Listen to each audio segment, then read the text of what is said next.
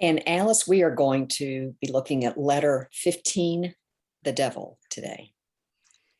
Well, how appropriate. We're about to reach Halloween. We're right around Halloween and that time where we explore the dark side of life. And letter 15, the devil, has just happened to be dealt. And so blessedly, it's a rather short letter. It's a short arcanum. And I'm very grateful for that in light of having a new puppy. I've had a hard time reading this. Now, the very first thing I noticed about this letter is that if you notice, Tomberg always has little quotes or little, inspirational quotations on the frontispiece of each, on the first page, prefacing each letter.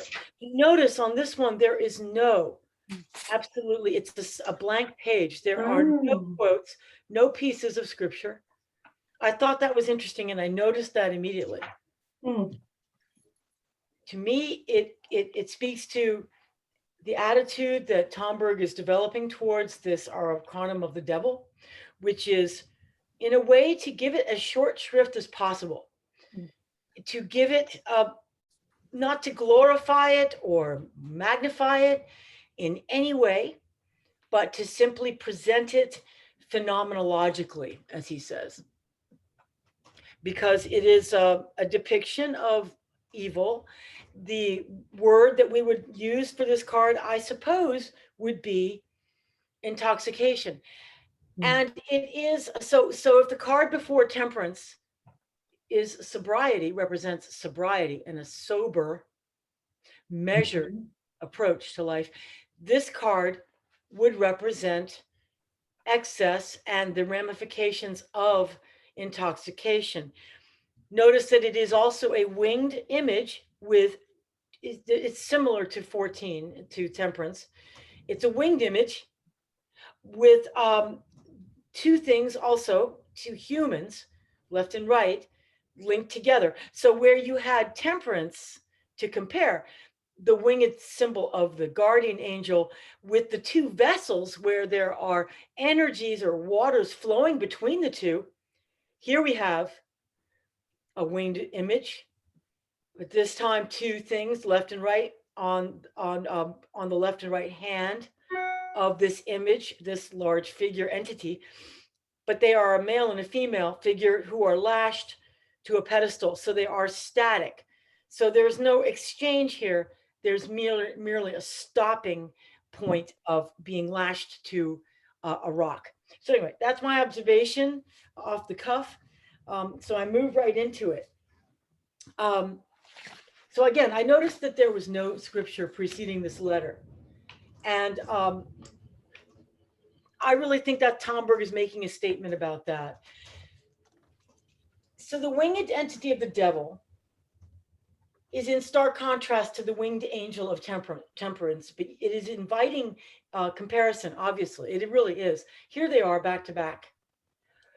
And how he sums it up basically is that if the guardian angel represents inspiration, which is from the celestial hierarchies, it's the downflow of energy through the element of tears, through the measure of sobriety into the human soul. This represents inspiration.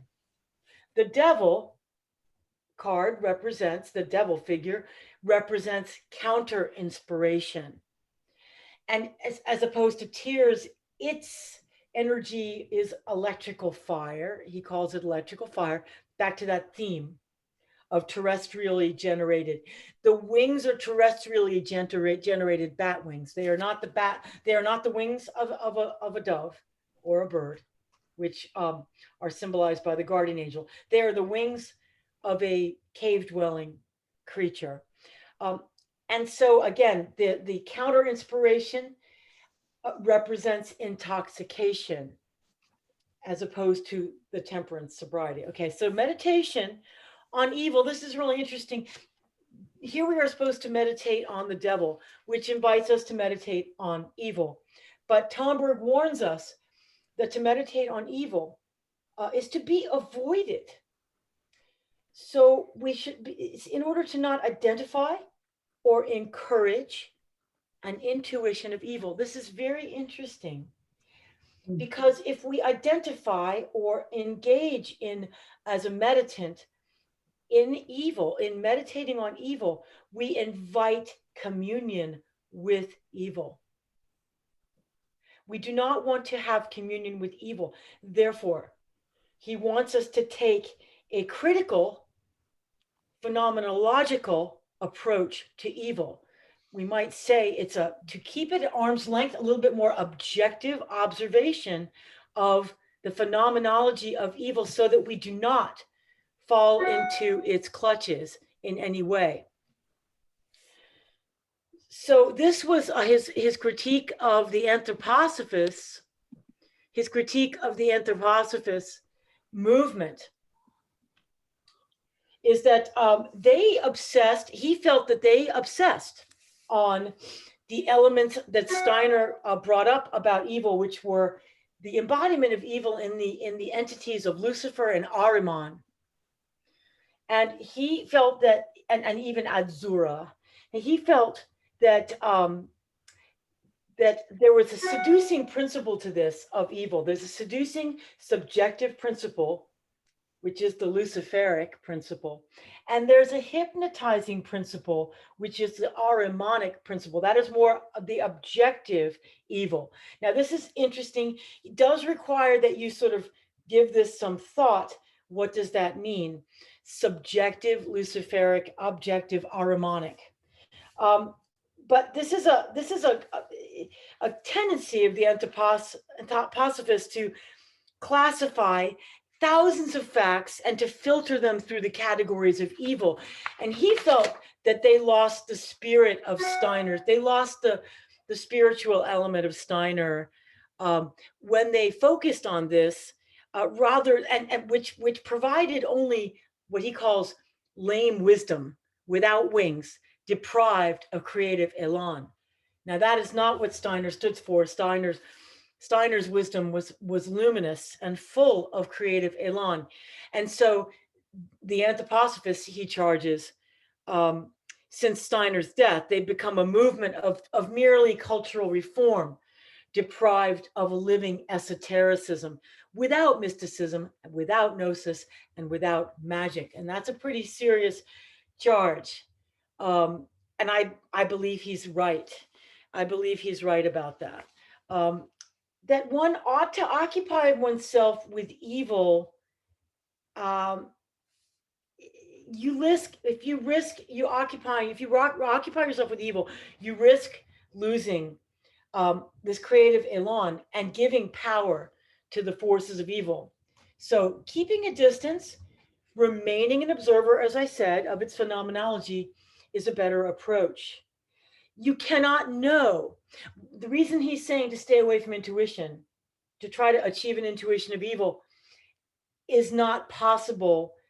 It is because evil is unknowable in its essence. Only love is knowable in its essence. Evil is not. So the world of love has its it is an orderly world. It's a world filled with virtues, the celestial hierarchies communicating with us. But the world of evil, by contrast, is a chaotic world. And Tomberg compares it to a jungle in which we can get lost. Whereas if you stay with the forces of the celestial hierarchies, it's quite orderly, and you will be guided, you will be guarded, you will be protected at all times. But when you walk into the world of evil, you walk into a chaotic jungle. And this gets back to psychic and astral forces, which I know is not terribly familiar concept for you all, but this is what the dangers of that sort of astral realm. We've talked about the terrestrial sphere and the celestial sphere, and there's this intermediary area in between, remember, which is the psychic and astral realms. And this is where trouble can happen for humans, for humankind, because they can get caught up in these realms and be wandering about rather naively, without realizing that they are open to certain elements and forces that they may not be able to control, which are Agrigores and those sort of things, demons. And people don't like to talk about demons these days, but Tomberg is not afraid to talk about demons. So we go on. The imagery of the card is a large androgynous figure in the middle, flanked by a female and a male figure chained to its pedestal, upon which this large entity stands. The right hand of the figure is raised, and the left hand is downward towards, facing downwards towards the earth, holding a lighted torch. Now, Tomberg doesn't really go much into this lighted torch, the symbolism of it, or the raised hand and lowered hand. Doesn't really go into that much. Mostly he concentrates on these figures, flanking and their difference, the difference between this androgynous figure and these two figures left and right. The wings and the legs are blue. It wears a yellow skull cap. It has two yellow horns. It is a naked figure. This is the large figure in the middle, with only a red girdle and a skull cap. Now, the naked man and the woman have tails and ears of beasts, and they are wearing red skull caps bearing horns in the shape of antlers. So they are similar to this large being in that they seem imitative of this bestial aspect of the horns. Their arms are bound behind their backs, and there's a cord around their necks fastened to a central ring on a lower red colored part of a large personage's pedestal. Now the personage is also cross-eyed. That's interesting. He doesn't really go into too much of all that cross-eyed business. That's something to meditate on further. I think that's an interesting thing. There's something very nearsighted and very self-focused or inward turning, selfish about evil. Okay. It doesn't have a vision. Think about temperance card. The angel is looking off into the distance, looking out, radiating. Whereas the cross-eyed symbol might symbolize that enfoldment of evil, which folds upon itself. So going on, I'm going to read from page 404 about a little bit about the cosmic cherubim of evil. So this is where in Ezekiel spoke and said, this is a rather beautiful passage, and he puts it right into the letter, which I like. You were a guardian cherubim with outspread wings. I placed you on the holy mountain of God. You walked in the midst of the stones of fire. You were blameless in your ways from the day you were created, until iniquity was found in you. So I cast you as a profane thing from the mountain of God, and you, guardian cherubim, have been driven out from the midst of the stones of fire. Your heart was proud because of your beauty. You corrupted your wisdom. For the sake of your splendor, I cast you to the ground. So that's all he wants to say about this entity. That's the only little bit of scripture he'll give to it, except later the story from Tobit about Tobias and the demon. But no, so he says that, is there a cosmic cherubim of evil? No, he doesn't want to emphasize that. He wants to emphasize the fact that the arcanum evokes slavery, the slavery of the two figures on the pedestal, which host this monstrous demon. So slavery is the theme of this card. There's nothing glorious or cosmic about it. The metaphysics of evil, there is no great metaphysics of evil here. Okay, he wants to emphasize that. Oh, we lost Pam. Just a practical lesson on how beings can surrender their freedom and become slaves of a monstrous entity, causing them to degenerate and rendering them similar to this evil entity. Hence the bestiality, hence the horns. So the warning against the generation of demons, artificial, which he calls artificial beings, to which their creators can become enslaved. And he really goes on into this quite in depth. These are what he calls egregores. Egregores are, we've talked about this a little bit before, artificially created entities, which are created through the distorted or misuse of human will and imagination. Will being a masculine force, imagination being a feminine force, which are symbolized in the male and female figures here. I'm speaking in symbolic shorthand now, so you just have to sort of keep up with that, with the symbolic nature of what I'm saying. Will and imagination become enslaved if they are misused and abused by humans who have not worked to purify themselves or to even have any level of consciousness beyond their immediate carnal desires. So there's a warning about creating these artificial beings. And I will say, as an aside, that I want you to consider what are the form of egregores and demons today. There are elements of egregores and demons out there today. There are movements afoot, I would say many things, that are resulting in enslavement of humanity, which are resulting in the forces of tyranny being released. Now, the forces of tyranny are very much of our own making. So these would be in the category of egregores. Anything which enslaves us, anything which curtails our freedom would be classified as belonging to this entity, which would like to enslave us. We, though, are the ones who create it. So these artificially created demons are formed by human communities. They are collectively created by those who are infatuated by, listen to this, by fear, which Tomberg calls the thrill of fear. Think about that.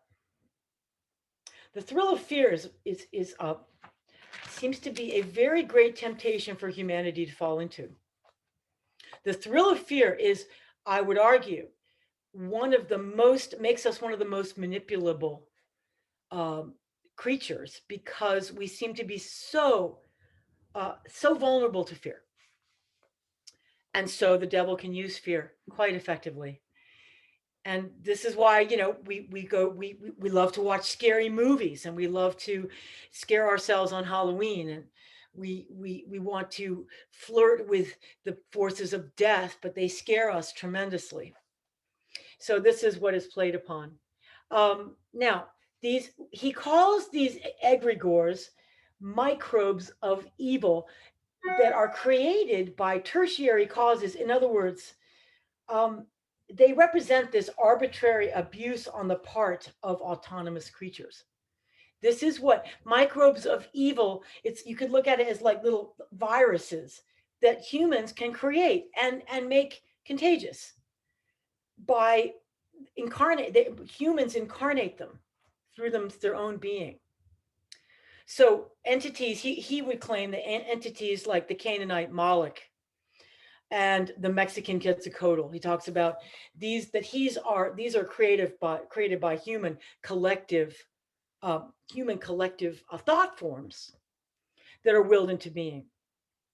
He goes on to talk about the Tibetan practice of creating tulpas, which are magical creatures, which are evoked. Now, it's interesting because the Tibetan spiritual masters will evoke these creatures in order to invoke their power to test us, to test the chela, to test the disciple, to test the initiate, to see how strong they are, so that the initiate can learn from them by creating and evoking this entity and destroying it, and learns to destroy it. They learn to manage the illusory worlds and to develop fearlessness, understanding that all fears are based on illusions that are actually created by man himself.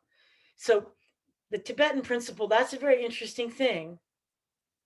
That's a pretty advanced thing for the average person would not ever go there. So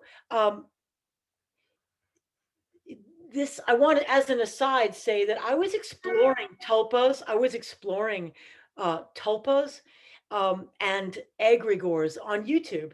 I was actually exploring through Google, and I found that there was a to my great surprise,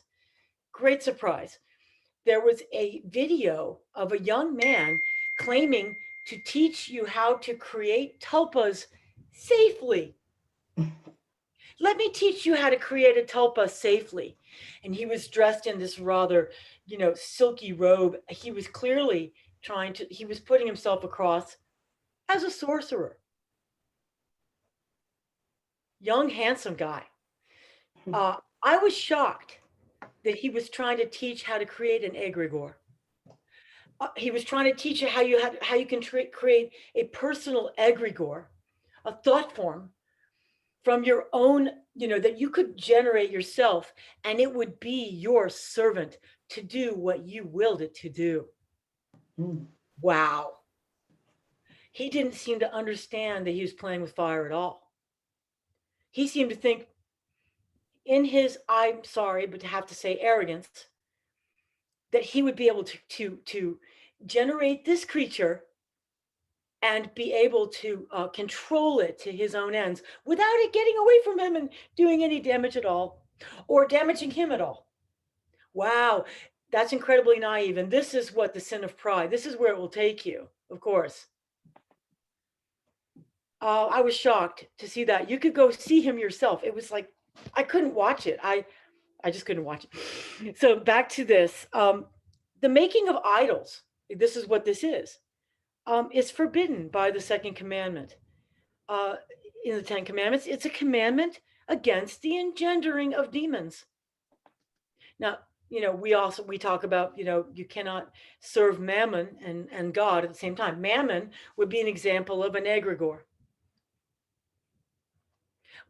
Our ideas about wealth, money, and all that's mammon's domain, right? So, and we consider that to be a separate domain from God. So there are magical creations engendered subjectively and objectified through magic. So these are what Jung analyzes this and calls these psychological complexes, which are parasitic entities which are nourished by the psychic life of its parents, whoever generates it. So a demon is a psychopathological complex engendered by the patient himself. And when Jesus came to cast out demons, he was coming in to throw out these individually created parasitic complexes that were, today we would have called them psychological complexes. We wouldn't have called them demons. But in the Bible, they just straight out call them demons and say that they don't belong as part of the human spirit innately, and that they therefore can be cast out and made to vanish, poof, made to go, poof. So engendered demons arise from the cooperation of the male and female principles of will and imagination, as I mentioned. It is a perverse use of the will and imagination. It's a misuse and abuse of these faculties. So he goes on to talk about the specter of communism as an egregore. I don't need to go into this too much because we need to move along. What did I say here? I wanted to read you here, though, passage from page 408. I want you to think about this in terms of what's going on today in this world. So make you reflect. Meanwhile, we may add the specter of Communism, for instance, as we're just talking about here, the specter of communism has grown in stature and in power, engendered by the will of the masses, born from the despair following the Industrial Revolution in Europe, nourished by the resentment accumulated amongst the masses through the generations, armed with a dummy intellectuality, which is Hegel's dialectic misconstrued. This specter has grown and continues to make the rounds in Europe and America, I might say, and in other continents. Today, already one third of mankind is impelled to bow down before this God and to obey it in everything. What I am saying here concerning the generation of the most imposing modern egregore is in perfect accord with Marxist teaching itself, because for Marxism, there is no God or gods. There are only demons in the sense of creations of the human will and imagination. This is the fundamental Marxist doctrine of the so-called ideological superstructure. According to this doctrine, it is the economic interest, i.e., the will, which creates, imagines ideologies, religious, philosophical, social, and political. So it goes on, and that's a very good passage. Bottom of 408 into 409, I won't go further into it. So we have, he actually uses the phrase about the imagination drawn from the province of biology. I would say that our modern medical obsessions right now, our obsessions with the medical world, our obsessions with pandemics and such, is an egregore. And I'll leave it there. But I believe it's an egregore and therefore quite dangerous. Because it is such a great, large thought form and has obsessed so many people. So now to go on, we have to go on into the discipline of silence. So this is interesting. We go back to the Hermetic maxims of to dare, to will, to know, and to be silent. So what Tomberg says is that to be silent is above all the great magical commandment of not engendering demons. Through our arbitrary will and imagination, it is the task of silencing arbitrary will and imagination. That's very interesting, and that implies a very deep discipline.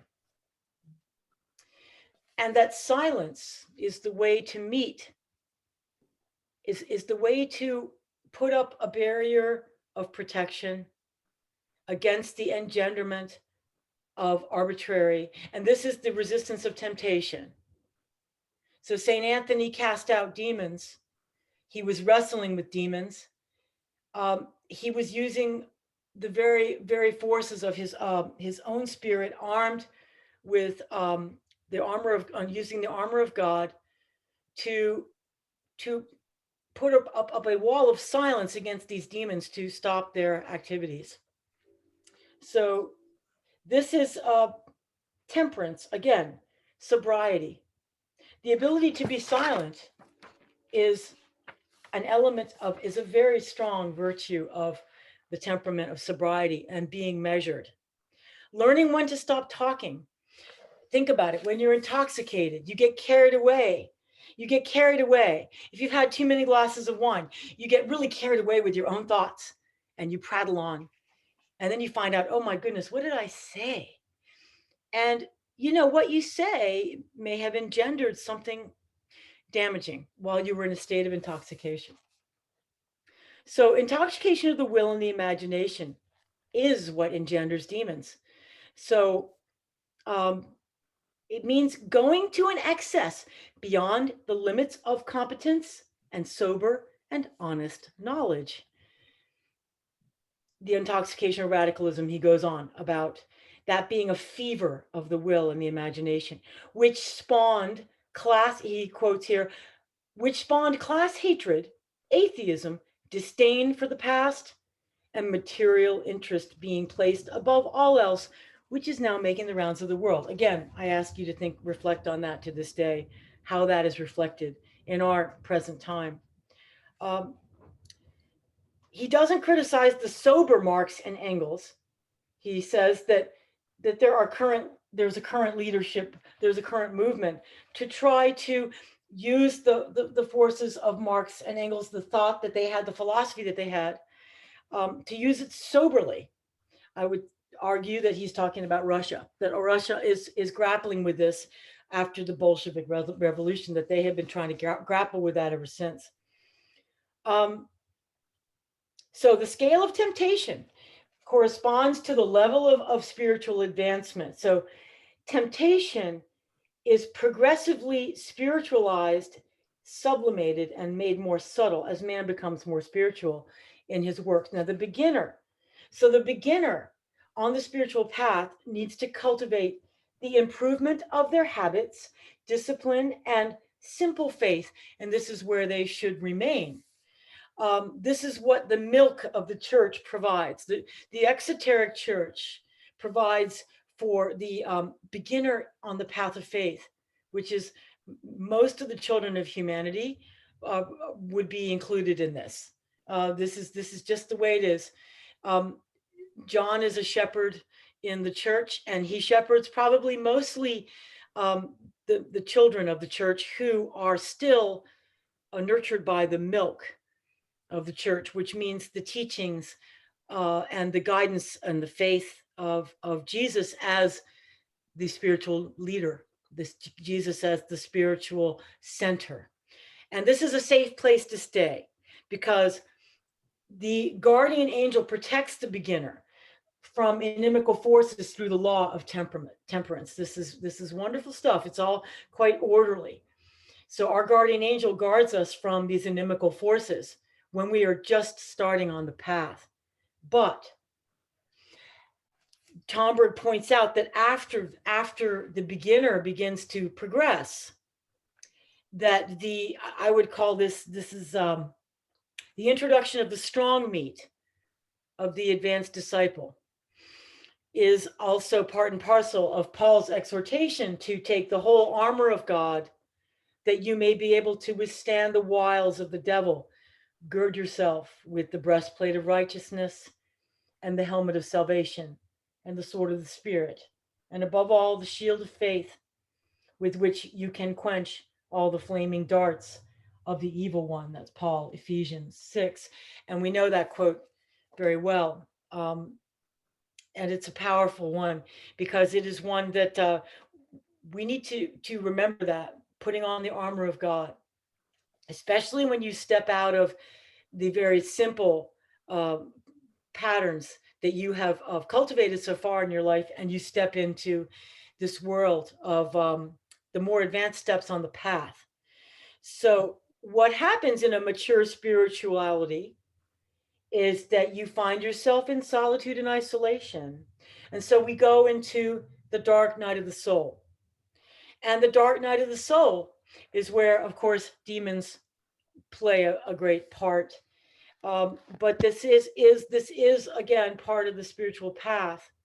And he quotes from St. John of the Cross, St. Teresa of Avila, and St. Anthony. He quotes extensively about that. I'm going to just move through this quickly. So, but this is interesting. I was reminded of John Goldsmith bringing up the concept again of the withdrawal of God by the way of the void. The last temptation to despair and the fall into nihilism, which is the theme of Simsum that he brought up before, that void, God withdrawing. So as we become more mature spiritually, we must contend with our absolute freedom in the face of this interior sense of nihilism and the withdrawal of God, because God does cast us into the cloud of unknowing and darkness at this point. He takes away the training wheels. He takes away the consolations of the Spirit. Our prayer life becomes dry and arid. This is the pathway through the wilderness. It's the dark night of the soul. I would argue that right now in our culture, we are collectively going through this, the dark night of the soul collectively. It's a very difficult time, but apparently we are all ready for it. All of humanity is ready to face this, but we'll have to make some very important choices. So, but I love what you said about that, the withdrawal of God, John, because this is an ongoing theme here. So on page 414 at the bottom, I said that there was something important to read. I will look at it. Can't remember at this moment. Let me look at it. Oh,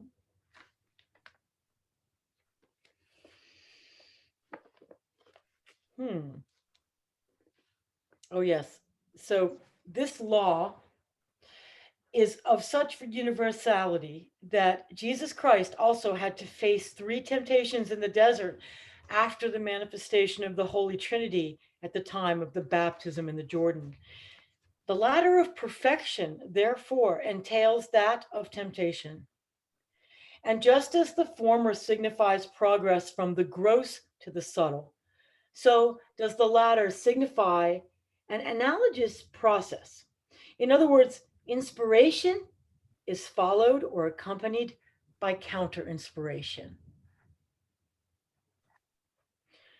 So we can see that there's a dynamic dance in the universe between the forces of good and the forces of evil. And they must be developed and contended. They must be invoked and contended by each human soul. So that's what that's saying. Saint Anthony learned how to discern between inspiration and counter-inspiration. And he goes into this with a wonderful quote. The quotes are wonderful from on page 415 from Saint Anthony, Saint Teresa, and also Saint John of the Cross. Those are worth going over again. But so the thing they have in common is that they all discuss the residue of the effects of encounters with the devil, which are a feeling of chaos, confusion, and dryness. Again, there's that desert feeling again, that wilderness feeling. There's a sense of disquiet, and fear when one is encountering evil, as opposed to when one is encountering holy forces or holy entities. We discern these by knowing that when we feel quiet joy and gladness and courage, which fill the soul, that is when we're encountering the holy ones. We must learn to discern this. And this is very subtle because the devil will give very wily and subtle statements, which sound good on the surface, but they leave you with a feeling of bewilderment and unease and a restlessness and a lack of tranquility. The temptation, the archetypical story is, of course, the story of Eve's temptation in the garden, where he tempts her with saying she might live forever. Of course you can live forever if you eat of the tree of good and knowledge, good and evil. Now, that gives her a sense of disquiet. Eve definitely feels restless and uneasy after this, and is afraid to even come face to face with God after this point. So all goodness will flee from the soul when you encounter evil and if you let it in. So we know the contact which originates from God emanates power and authority. And though the mind, though dark in its dark night, is set at peace and filled with light. So words like fear not and be not troubled, often in scripture, we hear angels saying this, right? Angels will often say, fear not, be not troubled. There'll be a great calm and a devout and peaceful sense of recollection. This interior communication, also, when we feel this sort of communication from the holy ones, this is the difference. This will remain in our memory and it will not fade away. You know, when you've had a mystical experience, it never fades. But things, when evil touches us and creates that disease and disquiet and lack of tranquility, those, if we turn away from them, they fade away into obscurity. Notice that those experiences and thoughts don't really stay with us. That's a sign that they were illusory. They were not of the divine essence of God. So these diabolical impressions, they don't endure, and they're immediately effaced as long as one does not latch onto them. If you latch onto them, they start to become Agrigores. They start to immediately take on an independent life. That's why you have to be silent in face of them. This is why meditation is so powerful, because being in the state of silence, inner silence, allows one to put up that wall of protection. So the tradition of authentic spiritual experience. Tomberg wants to go into discussing this in terms of Hermeticism, which at this point he always does sort of wrap it up. Let's wrap it up. The immutable reality of spiritual experience remains constant across the ages and is the foundation and essence of Hermeticism. So he goes on to discuss what initiation is. Initiation can be one of these words that kind of puts us off. Like, what does this talk about initiation and gnosis and magic and mysticism? These are, again, we have to learn to get comfortable with these, because these represents levels of initiation. And he talks about the niveau, which is the level, which is the authenticity and the depth. And he goes back to, he who knows from firsthand experience has authentic knowledge and therefore legitimacy of authentic traditional spiritual experience. So the essence of tradition must be present. This is interesting. This is an ongoing theme in Hermetic spirituality, the tradition. To see heaven open and the angels of God ascending and descending, Jacob's ladder. Again, this is part of an essential tradition, and which is why it's ensconced in Scripture by these stories, like the story of the ladder of Jacob.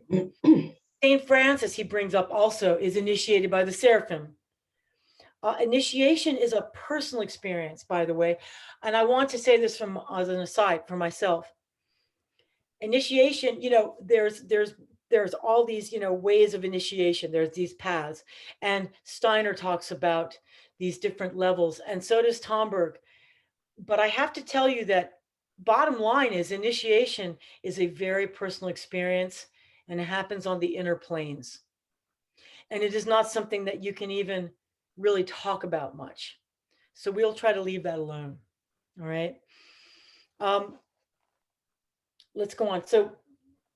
So we go on. He goes on to there's an argument that the occultists in the 19th century France try to argue that group spirits are Agrigores, and they're good things. They can be good things. Tomberg says, oh no, they cannot, because anything engendered from below is an element of enfoldment. It is a terrestrial gravitational force. So it's a matter of human will and imagination, creating an artificial entity, an artificial ideology, an artificial anything like that. Those are engendering of a psychic or astral entity, and that requires what he calls coagulation and enfoldment. Coagulation and enfoldment are directly opposed to godly forces of radiation. Again, going back to that radiation element, radiation never engenders a demon. There's no such thing as a demon of love. There's no such thing as a universal demon of love. You cannot engender artificial angels. You cannot be done. So Tomberg argues that is not an argument. That Agrigores are always human engendered, and they are not of the cosmic. They are not of the celestial realms. They never originate there. So the positive spirits of communities, though, they are, Tomberg says they are always entities which are connected to the 10 hierarchies of the ranks of the angelic realms. Now, he says 10 hierarchies. One of them is humankind, that humankind is included in the spiritual hierarchies. That's an interesting thing. In the perennial philosophy, the human kingdom is called the bridging kingdom. We are the bridging kingdom between the terrestrial realm and the heavenly realm. But this is where we get in all sorts of trouble, of course. But we are inherently members of the celestial hierarchies. So it's always a human soul or an angel or an archangel who inspires a positive direction within a human community. So St. Francis himself, not an egregore of St. Francis, is a spiritual director of the Franciscan order. Jesus himself is the guiding spirit of the church. Jesus Christ himself, not an egregore. So he calls he really wants us to distinguish between what he calls depots of psychic energy and mental deposits, such as where you have superstitions and talismans and voodoo and idolatry, all those things. He wants you to really always be discerning about those, where they originate from, okay? We bring evil into the light of our consciousness. When we pierce evil with light, the struggle begins. And that is the one way to render demons impotent, is to bring them to light. That is why he asks us to deal with evil phenomenologically, where we observe and bring our light of consciousness to bear upon pockets of where evil is festering, and to bring those areas to light without engaging them in any sort of communion, without identifying with them, but yet to keep awareness shining upon them so that they are dissipated and made to vanish. We have that power, and as co-creators, as members of the celestial hierarchy, we have that power. So there's the story of, I went to read the story in Tobit, by the way, the book of Tobit, about the archangel Raphael driving away the demon who loved Sarah. Now that really got me thinking, like, what does this mean? A demon who loved Sarah? How can a demon love? Did you all stumble upon this and go, what? This story, fascinating. I went back and read it. And this is where it gets very subtle, where the hierarchies of the left, these demons who are independent demons, this one is Asmodeus, right? That's his name. Asmodeus. That's his name. This demon is guarding Sarah, apparently is guarding Sarah from unworthy suitors. But on the human plane, what you see is that every suitor that comes to Sarah is slain on their wedding night. They never get to consummate the marriage until Tobias arrives. And Tobias is aided by the archangel Raphael. He has to actually be aided by an archangel in order to face this rather powerful demon. And he gives Tobias the advice. He says, here's what you must do. Now he gives him what seems to me a superstitious thing to do, which is to burn the fish gall to make a smoke to scare the demon away. That seems like voodoo. But then he goes into the aspect that's very important, where he says, you must take Sarah by the hand and you must stand before God and pray to be aided, to purify and to perfect this union through God's consent and God's blessing. And as long as you keep in alignment with God, and he has to do that, the classical, it sounds like a fairy tale to me. It's the three nights of Sarah. This is from the Jerusalem Bible. The 3 nights where Tobias and Sarah stand hand in hand before God, before they consummate their marriage. And this ensures that it's done properly and with virtue before God. And the hierarchy of the left, which is the demon, is then driven away by Archangel Raphael, who is acting on the behalf, a guardian of Tobias. Interesting story. And he also brings up the story of Job, of course, another archetypal story of this, the situation where the hierarchies of the left, such as Satan, represent critical spirits of strict justice. So I was mystified by this idea that this demon could love Sarah. And I'm still grappling with that. But the idea that this demon's love, I thought, could that be lust? No, because in fact, the demon is trying to protect Sarah from lust. He's like a guardian of the threshold. He's a guardian of the threshold of this really lovely, beautiful woman, Sarah. So think about that. That's a very interesting story. And then, of course, Satan asks God if he can put Job to the test. And he gets permission from God to put Job to the test. Satan is acting as a prosecutor. He is being a devil's advocate. Literally, he is the devil's advocate, saying, Job, he couldn't possibly hold up. You've given him every blessing, but if you took those blessings away, what would Job be? He would just crumble, and he would lose all of his virtues. And so he puts Job to the test. So this is a story to me of, if there's any cosmic entity of evil, any cosmic side of it, it is this side of strict justice. We might call this severity. This is severity coming into play through critical spirits and the temptations which we are set upon.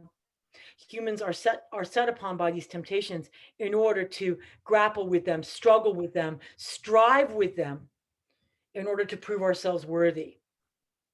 When Jacob strove with the mysterious figure, during that, where he said, I will not leave you, I will not stop struggling with you until you give me my blessing.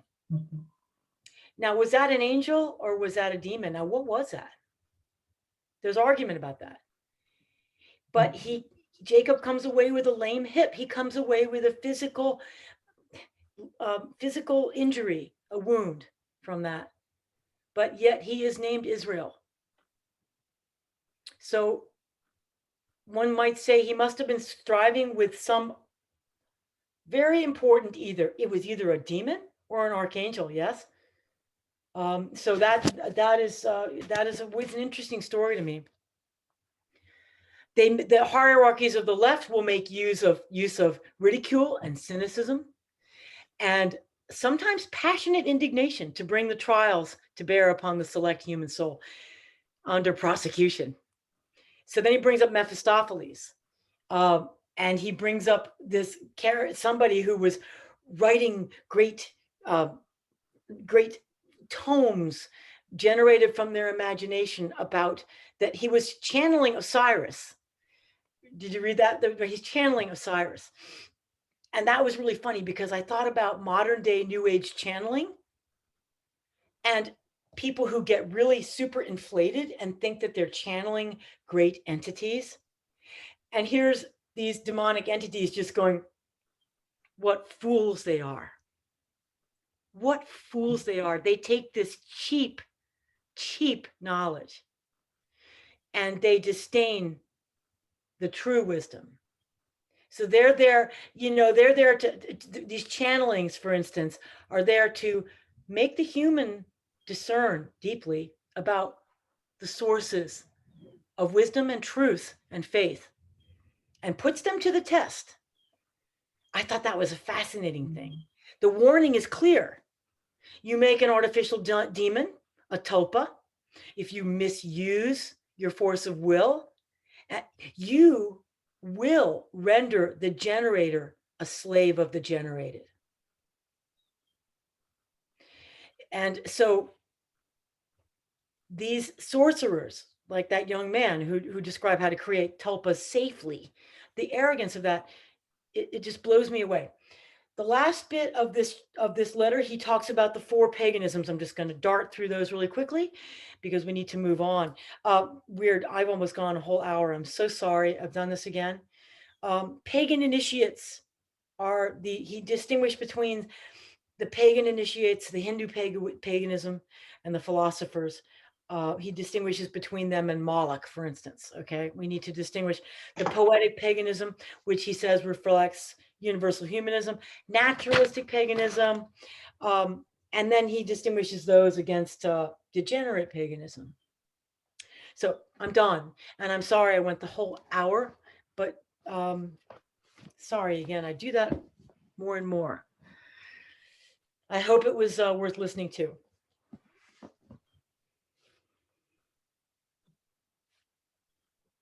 And I'd love to hear your thoughts now. You usually always have wonderful thoughts. That was so worth listening to. I had such a big question about the hierarchies of the left. So I really appreciate your unfolding that and giving that some legs, because I needed that, and then there was that reference, and I did see that about taking Sarah's hand, and the reference there that we were given is that the demon who loved, and love is put in quotes. That just stood out to me, who loved Sarah. That stood out, of love in quotes. What is that? Range. It's something different from love if it's love in quotes. So that was very helpful to me. But interesting, because it makes you think, I really wanted to know what you thought about that Tobit story. So it's a fascinating story. Yeah, it's very helpful.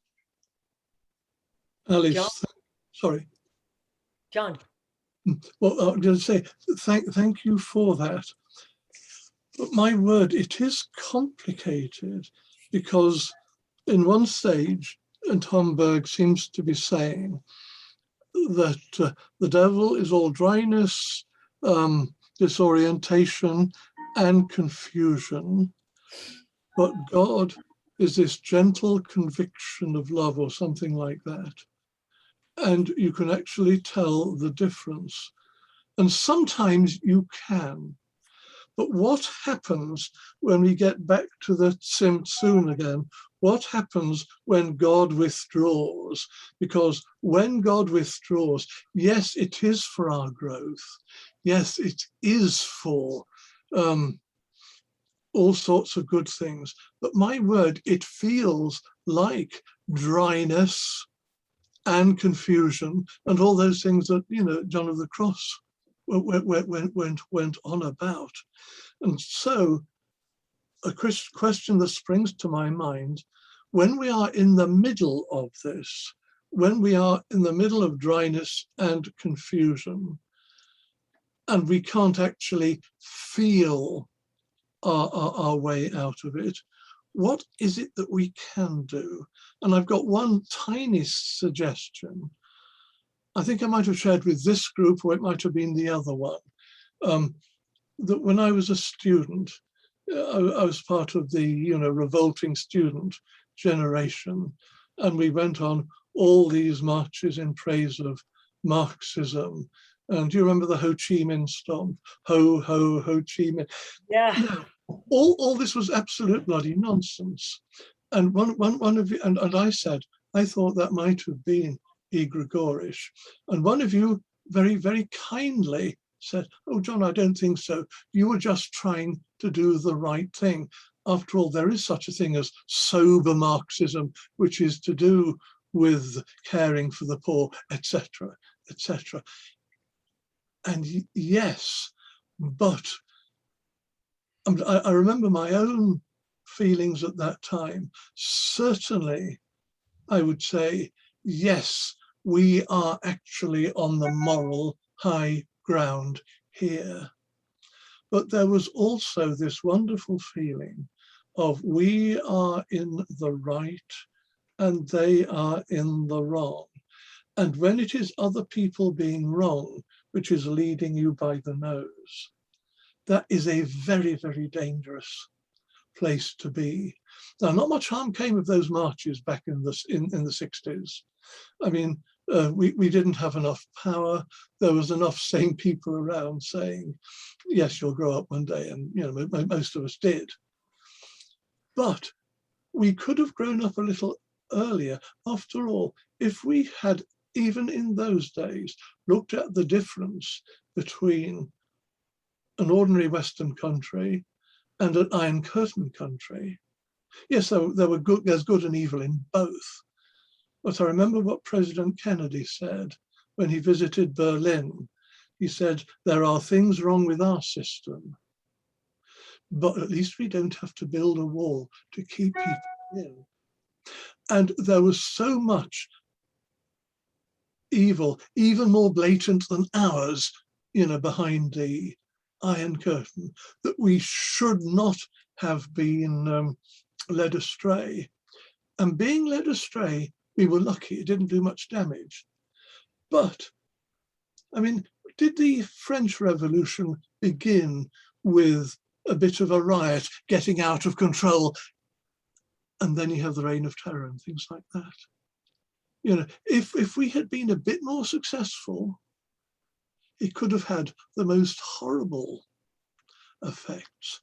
And so perhaps one of the most important things we need to do is to keep our eyes open so that we actually do look at the reality of things. I know we can't look at the whole reality of things, we're just not big enough or wise enough, but we can at least do our best. And I think the story I've told of myself is of a group of people who allowed themselves unnecessarily to be led astray by an evil force, an egregore. I think simply going into introspection, we would simply have come up with, we are on the moral high ground, we are on the side of justice, we are on the side of the poor, we are on the side of the weak. But if we had used our eyes and our brains a little bit more, we could say, yes, that's where you want to be, but is this where you are being led at the moment? Would the triumph of Soviet communism really have been a good thing for anybody? We should have seen no. Anyhow, that's my thoughts at the moment. Interesting, yeah. Pam, did you have any thoughts? Oh, so many, just, yeah, too many. This is just very rich. Thank you. I wish we had hours to talk. Try to keep it really, really simple. So I was so moved last time with temperance. And I think I said, oh, I really have a guardian angel. Not just like, oh, that's a nice metaphor. That's a nice way of talking about it. No, it's there is an invisible world and there, and now I've had this relationship with my guardian angel.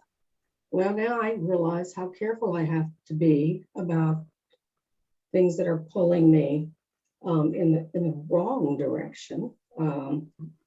Any demonic forces, which even to say that sounds kind of woo-woo to me, but I mean, just ordinary things. And then rather than follow that, I'm going to say this because I think I actually want to ask a question about it. About 15 years ago, maybe 13, I was pretty sure I was an alcoholic. And because I kept trying to, I mean, I didn't drink all day, but, I kept trying to stop drinking and I couldn't. And I really wanted to. And I've always flipped around between Buddhism and Hinduism and Catholicism and, anyway, sitting in meditation absolutely got me sober, and I've been sober ever since. And that, what you said, being quiet and silent and not allowing space, or maybe allowing space where this dim force can come in and go out. It happened. And I'm very grateful for that. It's funny because I used to sit in meditation very seriously. I was a pretty serious Buddhist. And I remember talking in a group of Theravada Buddhists, and I wanted to bring up John of the Cross. When he says, he's talking about the ascent of Mount Carmel, he said, and at the top, nothing, nothing, and nothing. And I took that connection to be, yeah, Buddhism's got it right.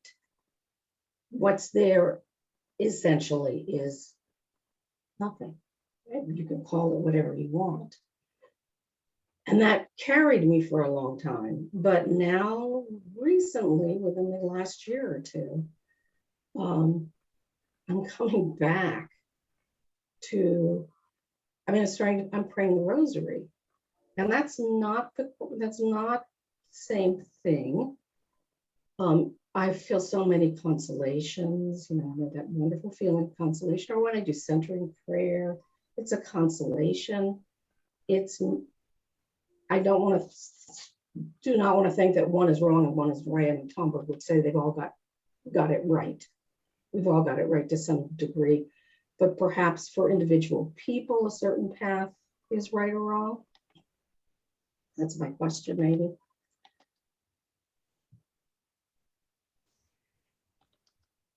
Your story reminds me of Rabbi Rami Shapiro, who's a wonderful rabbi from Tennessee. And he's written a book on the divine feminine. He's written a Zen Buddhist version of the book of Ecclesiastes, where he said, instead of starting the book as vanity, vanity, all is vanity, he starts it with nothing, void, nothing, everything is nothing. So he went through the path of being a Zen Buddhist for 15 years, by the way, but he grew up as an Orthodox Jew. His family was Orthodox Jewish, and he spent 15 years as a Zen Buddhist. And then one day his master was questioning him about something, and out of his mouth, to his own surprise, he said, "I can't because I'm going to become a rabbi." That's similar. Not that great. I can't because I'm going to be a rabbi. And he heard that come out of his own mouth and went, "Oh, so that's what's going to happen. That's what it is." Mm-hmm. And he went back, and this was after, writing his Zen Buddhist version of Ecclesiastes, and he went back to his faith of origin. So there's many, many, many pathways, aren't there? Yeah. None's to say that any's right either. So-called. Right. Each one is fraught and with its own tests and trials, though, each one. And the demon alcohol, there's a reason that they call it demon alcohol, isn't there? Oh my goodness. And it's and it's subtle too, right? It creeps up on you. It's not going out drinking. Talk about egregore. That's an egregore. That's a strong egregore. Mm-hmm. And the 12-step programs are, think about it, they're like a group effort in spirit. They try to ally themselves with God in order to combat the demon alcohol, don't they? That's what they do in their 12-step programs. I think they must be wonderful. I never did that. I went to one, and I was like, I don't think these are my people. I didn't do it myself. God helped did it, but I have a friend who was very involved in that, and it's powerful. It is, but I would say some people actually get too attached to that. Yeah, for sure. There's a danger in replacing one demon or addiction with another sort of obsession. But back to what John was saying about, I think it goes back to the idea of let's not get swept away I think not getting swept away in these great forces that will come and sweep us along, either on a personal level or on a collective level. I think that's what I think John was pointing that out, that it's very important to cast the light of consciousness on that and not let those things happen. Well, and just that idea of intoxication, that's just a kind of intoxication, to be aware, to be aware of that, so that you can sink back into that place of silence. Yes, I love that. And I've done that awareness. So I'm not perfect yet. I have one bad habit. I gave up drinking and smoking and drugs. But now I have, I'll have the occasional nicotine thing.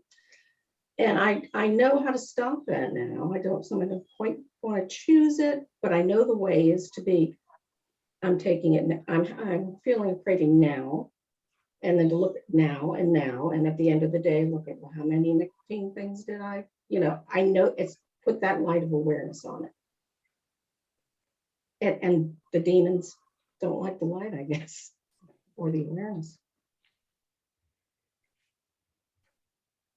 Yep, I struggle with similar things. I struggle with addictions. I struggle with addictions to sugar. I struggle with addiction to cigarettes also. I have my whole life. And I allow myself 2 cigarettes a day. Okay, yeah, I roll my own. It's more Yeah. like to me, it's more like a ritual. It's a ritual. I end my day with a rolled cigarette in the quiet, sitting and having it by myself. It's not social at all. And I don't know that, I wonder if that's addiction when you're down to, okay, I'm gonna, gotta roll a Not to give you any cigarette. ideas, but I've been doing that, 2 cigarettes a day, maybe 3 sometimes if I'm stressed out. But Yeah. but I can't smoke a commercial cigarette. It has to be my own rolled tobacco. And Mhm. I smoke drum or National American Spirit. Mhm. I love the smoke. I love the whole ritual of it. And I love it. And I have a very good girlfriend who's 1/4 Cherokee Native American. She loves to smoke also. She struggles with it more. She smokes a lot more than I do. And we're both in our 60s, and she's got a terrible smoker's cough. Mhm. I worry about her. But then again, we all have to work with our own addictions. We have to work with them. I know that this is a bugbear that I've had. I've always had. I've had it for a long, long time. Sugar and those little cigarettes. But I also try to counter that with the virtue of being able to swim a 45-minute mile. I can still swim a 45-minute mile. Yes. So as long as I can do that, I figure I'm counteracting it with a lot of breathing, Yeah.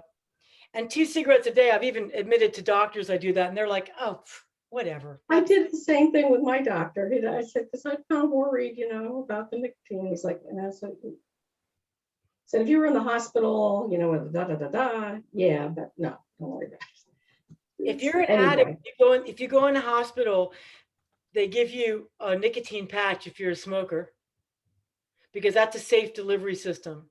Mhm. They just don't want you getting up and running out of the hospital to have a smoke. Okay. You can't do that.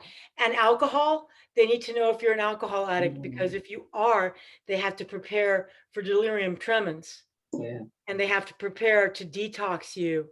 They asked my husband a bunch of questions about alcohol because he was drinking quite a bit.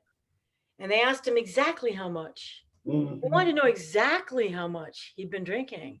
It was very interesting, all the questions they asked to get to that answer. And they determined he was not an alcoholic. So, he was safe to be in the hospital without going through the DTs.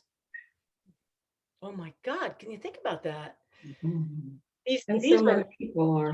terrible, terrible impediments to our health. Yeah. Imagine like you're afraid to go to the hospital because, you need to go to the hospital for something, but you're an alcoholic or a cigarette addict and you don't want to go in because you're afraid your addiction can't allow you to go in there. Yep. Wow. That is being driven by a demon. That's being driven by a demon, which is becoming inimical to your health. Mhm. Any other reflections on this? Although we're supposed to be very guarded in our reflections on this. What One did you thing I think did about, what do you find think about that? one thing I did find interesting was his whole description of these egregores of like the Catholic Church, and he's just using that, his familiarity with it, but the institutional church as, I mean, anything can be made an egregore. Yeah. And the power of that. But again, it's that awareness to know the heart of it. Thank you. What Jung would call the shadow side. Mhm. And again, this is about, we need to know our own capacity for shadow and for darkness, because that's the only way you can't get blindsided by it. If you know that your own capacity to become intoxicated or get carried away is always present, so you must always be on guard. If you are going to be a successful combatant on the fields of the spiritual, fighting against forces of evil, you have to know that you yourself, the chink in your armor will always be, if you think that you're virtuous in some way that is immune to the devil coming in and tempting you into into betraying that virtue. Oh boy, you really have to know that. You have to know yourself very well to not be open to that, because that's what's gonna knock you off course, right? Yeah. And be your own doing. And like in the ancient Greek dramas, it's always hubris, right? It was always pride that undid the hero. And on the surface, hubris looked good. Hubris looked good. He was a courageous, powerful, sovereign being. But what is that hubris that allowed him to become completely undone, Oedipus? What is it that was the undoing of Oedipus? And that's been a fascinating story from the very beginning. So but the interesting thing to me is these hierarchies of the left, it's like a tar baby. You need to know about it, but you don't want to touch it so much that it starts to stick to you and you pull it and it becomes, you're getting contaminated. But you have to observe it, and you must understand the temptation. You must understand that it can always be working in you. Secretly, in a hidden way, like a little tentacle comes in. And this is what we have to be on guard for. This is what poverty, chastity, and obedience are all about, are they not? And silence in the face of evil, we present silence. There's a wonderful saying that I have often used to get myself to not react to something I felt was evil. And that is, if somebody says a lie to me, or if a lie is spoken about me, or if there's a big lie that is out there, I heard somewhere that you should not touch a lie with a 10-foot pole. You should act as if it's a poisonous snake, and you should let it lie there and writhe. Let it lie there and writhe until it dies. Do not touch it. So I've often said that to myself in the face of, if I've ever been slandered, which I recently was. I was recently slandered and by a coworker, and it's really tough because I'm having a hard time with letting it go and trying to forgive this person. I'm really having a hard time. But what he said was a lie, and so I won't touch it, and I will not talk to him about it. So am I in denial? Should I go and talk to him about it? I don't think so. It was a lie, and so I'm going to let it writhe on the ground. Alice, and this reminds me of what Tomberg is saying, is that you bring light to the evil. You're not fighting it. Right. You're not going head on with it, but instead you are being light. And light will take care of the evil.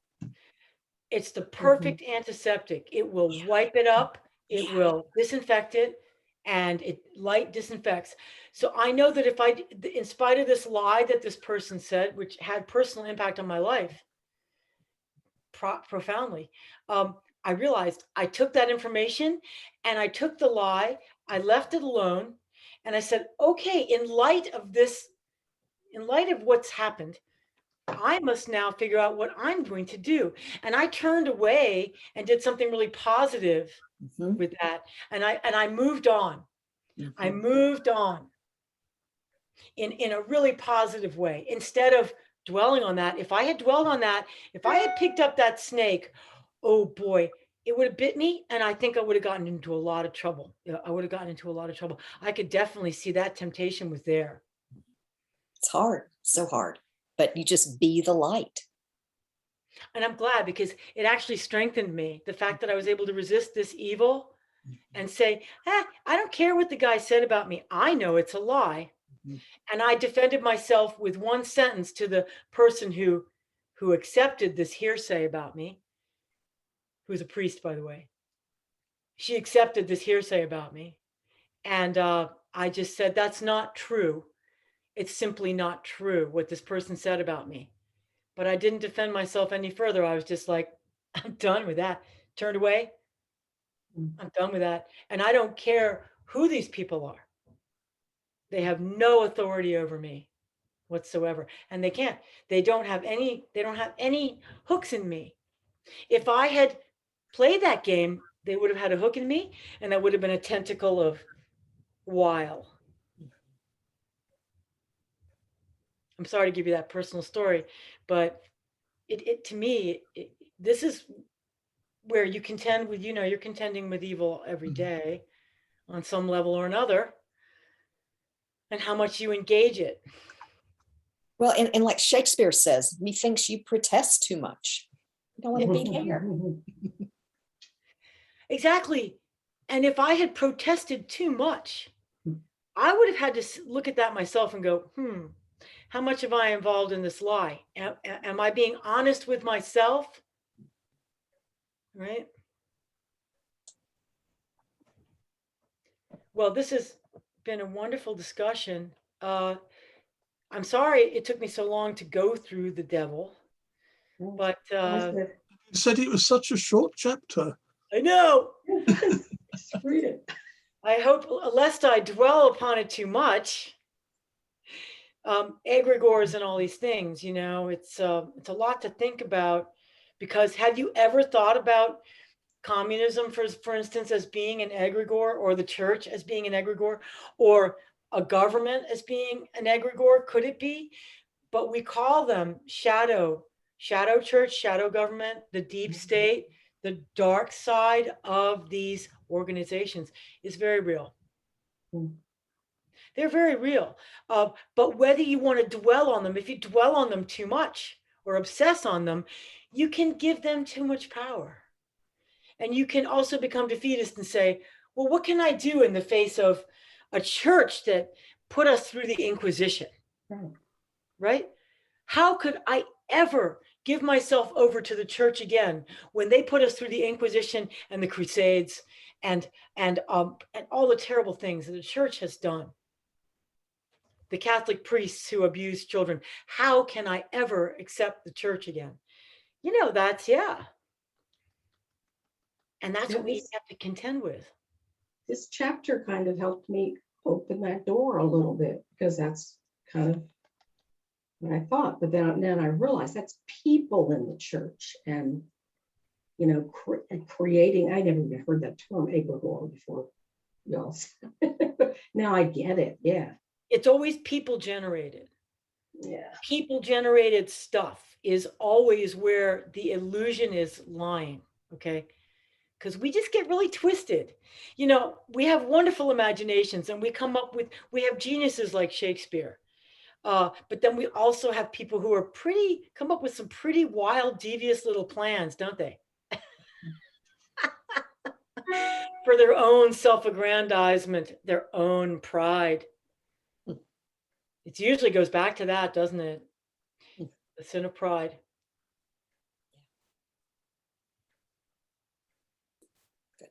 I will stop the recording. With the sin of pride. Good. Mm. The sin of Let's bring that back to light, because it's central.